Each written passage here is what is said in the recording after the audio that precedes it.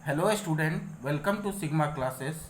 हम लोग real numbers के बारे में पढ़ रहे हैं। रियल नंबर्स में अभी हमने डिफरेंट डिफरेंट टॉपिक्स को अलग अलग पार्ट में आपको एक्सप्लेन किया है। पार्ट 8 में हमने कुछ इम्पॉर्टेंट क्वेश्चन को लिया था और आज पार्ट 9 में हम उन्हीं क्वेश्चन को ले रहे हैं जो क्वेश्चन स्टूडेंट्स ने हमें कमेंट बॉक्स में पूछा है। चलिए, तो फर्स्ट क्वेश्चन जो है आज का वो है कि without actual division so that each of the following rational number is a non-terminating repeating decimal। अब हमने पार्ट 6 में एक्सप्लेन किया था कि टर्मिनेटिंग नंबर को कैसे हम आइडेंटिफाई करेंगे और नॉन टर्मिनेटिंग नंबर को कैसे आइडेंटिफाई करेंगे। तो अगर आप डेसिमल एक्सपेंशन के पार्ट 6 वाले वीडियोस को देखेंगे तो आपको क्लियरली समझ में आएगा। चलिए फिर भी मैं आपको बताता हूँ।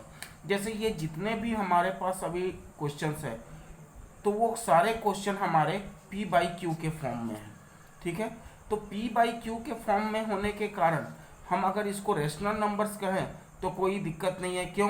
क्योंकि P and Q both are मेरा यहाँ पर इंटीजर है और जो नीचे वाला पार्ट है Q वो 0 के इक्वल नहीं है।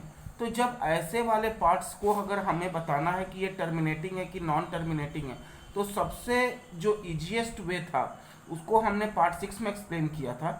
क्या होना चाहिए? Q का जो वैल्यू फॉर्म होना चाहिए वो 2 to the power n into 5 to the power n के फॉर्म में होना चाहिए। मतलब जो मेरा नीचे का डिनोमिनेटर है वो अगर इस फॉर्म में आता है तो वो मेरा टर्मिनेटिंग नंबर होगा और इस फॉर्म में नहीं आता है तो नॉन टर्मिनेटिंग नंबर होगा। चलिए क्वेश्चन नंबर 1 को हम लोग देखते हैं कि क्या कह रहा है। 11 2 टू दी पावर 3 इंटू 3। ठीक, तो यहाँ पर 2 टू दी पावर m के फॉर्म में तो है, लेकिन क्या 5 का टर्म यहाँ पर प्रेजेंट है? नहीं है। तो इसका मतलब क्या हो गया कि ये मेरा नॉन टर्मिनेटिंग नंबर है। अब यहाँ पर नॉन टर्मिनेटिंग नंबर होने के कारण जो क्वेश्चन में पूछा गया है वो तो बात सही है। ठीक है, तो हमको फर्स्ट विदाउट एक्चुअल डिवीजन, मतलब हमने कोई डिवीजन नहीं किया लेकिन फिर भी हम इसको बता सके क्या कि ये नॉन टर्मिनेटिंग नंबर है। क्यों नॉन टर्मिनेटिंग नंबर है? क्योंकि जो डिनोमिनेटर है वो मेरा 2 to the power m into 5 to the power n के फॉर्म में नहीं है, इसलिए ये क्या है? नॉन टर्मिनेटिंग नंबर है। चलिए हम लोग सेकेंड क्वेश्चन को लेते हैं। तो सेकेंड क्वेश्चन को देखते हैं तो यहाँ पर क्या है? 2 to the power 2, denominator part को देखते हैं तो 2 to the power 2 into 3 to the power 3 into 5। देखिए 2 का और 5 का टर्म है लेकिन यहाँ पर एक्स्ट्रा टर्म क्या हो गया? 3 का।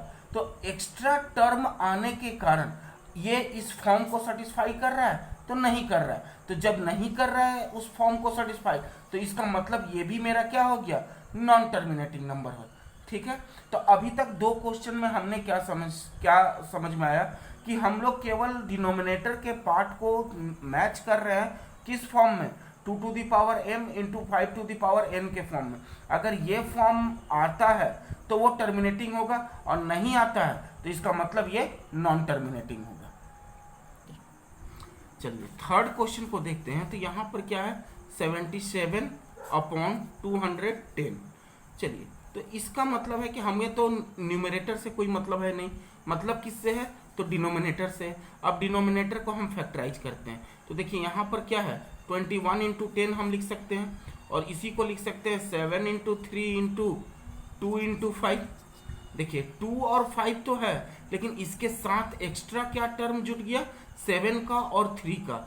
अब ये दो टर्म जुटने के कारण मेरा जो फॉर्म है 2 to the power m into 5 to the power n को क्या ये सेटिस्फाइड कर रहा है? तो नहीं कर रहा है। तो नहीं करने के कारण ये जो नंबर है ये भी मेरा नॉन टर्मिनेटिंग नंबर है। तो हम लोग कोई कैलकुलेशन तो किए नहीं लेकिन फिर भी इजीली केवल किस फार्मूला के कारण, इस फार्मूला के कारण हम इजीली बता सकते हैं कि तीनों का तीनों मेरा किस फॉर्म में दिया हुआ है? तो नॉन टर्मिनेटिंग के फॉर्म में दिया हुआ है। चलिए अब नेक्स्ट क्वेश्चन को देखते हैं। चलिए तो सेकेंड क्वेश्चन को हम देखते हैं तो क्या लिख रहा है कि so that any number of the form 4 to the power n where n belongs to natural number n can never ends with the digit 0। अब देखिए यहाँ पर 4 टू दी पावर n है, 6 to the power n, 8 to the power n, मतलब इस type से हजारों question हम बना सकते हैं।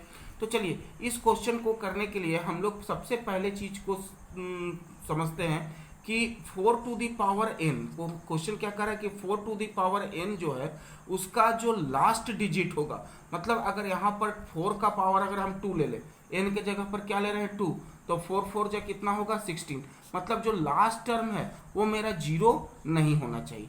तो सबसे पहले चीज कि 4 का हम क्या करेंगे, फैक्टराइज करेंगे। तो फैक्टराइज करेंगे तो क्या होगा 2 और 2 एंड 2, क्लियर। तो ये मेरा 2 जो है वो मेरा प्राइम फैक्टर है और ये भी 2 मेरा प्राइम फैक्टर है। प्राइम फैक्टर क्या होता है, जो 1 से डिवाइड हो नहीं तो फिर उससे अपने आप से हो, ठीक। तो 4 का यहाँ पर फैक्टर क्या क्या है 2 और 2, लेकिन 0 होने के लिए मेरे पास क्या फैक्टर होना चाहिए, कोई भी एक फैक्टर क्या होना चाहिए 5 होना चाहिए। तो क्या 4 का फैक्टर मेरा 5 हो रहा है, नहीं हो रहा है। तो हम लोग क्या जानते हैं, तो हम लोग फंडामेंटल थ्योरम ऑफ अर्थमेटिक से जानते हैं कि prime factorisation of each number is unique, मतलब कोई भी नंबर है तो उसका प्राइम फैक्टराइजेशन हमेशा यूनिक होगा। तो यूनिक होने के कारण अब इसमें 5 का टर्म तो आ नहीं रहा है, तो 5 का टर्म नहीं आ रहा है, इस कारण 4 टू द पावर n कभी भी इसका 0 लास्ट टर्म नहीं होगा, 0 लास्ट टर्म नहीं होगा। अगर ये यहाँ पर इसका एक प्राइम फैक्टराइजेशन में अगर 5 होता तो 5 2 जा 10 हो जाता, तब इसका 0 आ सकता था, लेकिन यहाँ पर 5 का फैक्टर नहीं आने के कारण ये मेरा क्या हो जाएगा, इसका लास्ट टर्म जो है वो मेरा 0 से एंड नहीं करेगा। चलिए नेक्स्ट क्वेश्चन की तरफ बढ़ते हैं। नेक्स्ट क्वेश्चन क्या कह रहा है कि एक्सप्रेस 0.32 के ऊपर बार दिया हुआ है as a fraction in simplest form. अब इस फ्रैक्शन को सिंपलेस्ट फॉर्म में हम कैसे लाएंगे, चलिए इस क्वेश्चन को समझने से पहले कुछ हम फंडामेंटल बात को समझते हैं। अब जैसे 0.32 के ऊपर बार है तो इसका मतलब क्या हुआ कि 0.32 0.32 32 ये रिपीट होते चला जाएगा। 2 के ऊपर बात है तो हर 2 डिजिट के बाद ये रिपीट होगा। जैसे एक एग्जांपल और लेते हैं, अगर 0.652 है, ठीक है, और 52 के ऊपर बार है तो इसका मतलब इसका रिपीटेशन 652 नहीं होगा, जिसके ऊपर बार है बस उसी का रिपीटेशन होगा। तो 0.652 इस तरह से ये नंबर चल जाता है।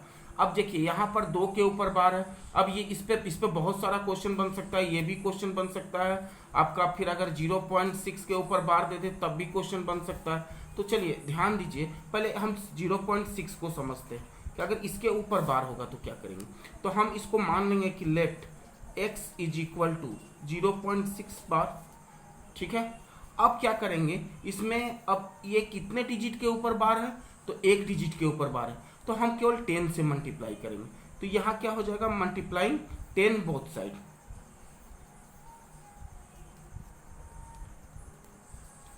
10 बोथ साइड, हमको क्या मिलेगा, we get 10x is equal to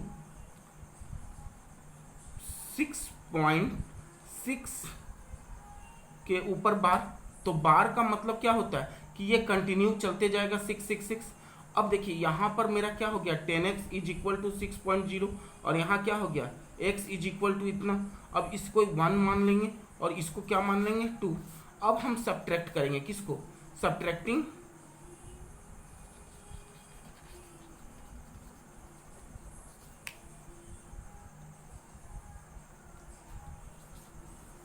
first from second, first equation को सेकेंड इक्वेशन में सब्ट्रैक्ट करेंगे। तो चलिए अब यहाँ पर देखिए क्या हो जाएगा, 10x minus x is equal to 0.6 के ऊपर बार है और यहाँ क्या हो जाएगा, सॉरी ये हो जाएगा 6.6 के ऊपर बार माइनस 0.6 के ऊपर बार। अब ये जो पॉइंट बार जो है ये मेरा क्या हो जाएगा, माइनस करेंगे तो 0 हो जाएगा। तो यहाँ क्या बचेगा 6 और यहाँ क्या हो जाएगा 9x हो जाएगा। अब इसको जब सिंप्लीफाई करेंगे तो ये मेरा हो जाएगा x इज इक्वल टू 6/9 और इसको जब सिंपलेस्ट फॉर्म में लाएंगे तो 3 2 जा और 3 3 जा 9, 2/3 2/3 मेरा क्या हो गया, सिंपलेस्ट फॉर्म में हो गया, इसी फॉर्म में लाना था। तो ये मेरा 0.6 के लिए अभी हमने बताया। अब चलते हैं हम लोग 0.32 के लिए। चलिए अब हम लोग किस क्वेश्चन को सॉल्व करते हैं। तो 0.32 के ऊपर जो बार है तो हम लोग इसके लिए सॉल्व करते हैं। तो अब हम क्या करेंगे, तो इस नंबर को let x is equal to 0.32 bar, अब इसको मान लेंगे हम x। अब देखिए यहाँ पर कितना टर्म है, 2, तो हम लोग कितना से मल्टीप्लाई करेंगे, 100 से। तो चलिए 100 से जब मल्टीप्लाई करेंगे तो ये क्या हो जाएगा, 100x इज इक्वल टू 32.32 बार। ठीक, अब इसको इक्वेशन 1 मान लिया और इसको इक्वेशन 2 जिस तरह इसमें माने थे। अब हम क्या करेंगे कि 1 को 2 में सब्ट्रैक्ट करेंगे। तो 1 को जब 2 में सब्ट्रैक्ट करेंगे तो मेरा क्या होगा, 100x minus x is equal to 32.32 bar minus 0.32 bar. अब चलिए जब ये 0.32 बार है और 0.32 बार है, ये कैंसिल हो जाएगा और ये 100 में से x करेंगे तो 99x इज इक्वल टू 32। अब इसको हम x इज इक्वल टू 32/99 कर सकते हैं। तो मेरा 32/99 आया। अगर ये डिवाइड नहीं होगा तो ये मेरा सिंपलेस्ट फॉर्म हो जाएगा और सिंपलेस्ट फॉर्म में ही हमको क्या करना था, फाइंड करना था। तो इस तरह से इस टाइप के क्वेश्चन को सॉल्व किया जाता है।